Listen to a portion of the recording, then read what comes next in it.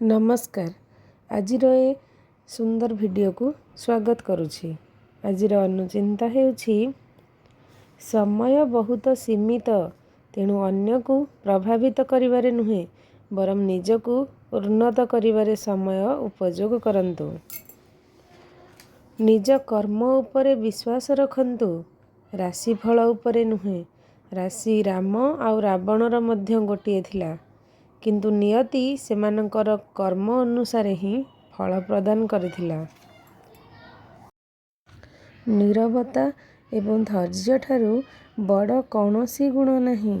नीरवता द्वारा समस्त परिस्थिति को सामना करा जाई पारे एवं धैर्य द्वारा समाप्त करी विपद को पारी करा जाई पारे। प्रशंसा जेते पारुछ कर, हेले अपमान टिके बुझी विचारी कर, कारण अपमान एपरी एक ऋण जहाँ समय आसिले शुद्ध सह फेरी आसे। धन्यवाद। नमस्कार। जय जगन्नाथ।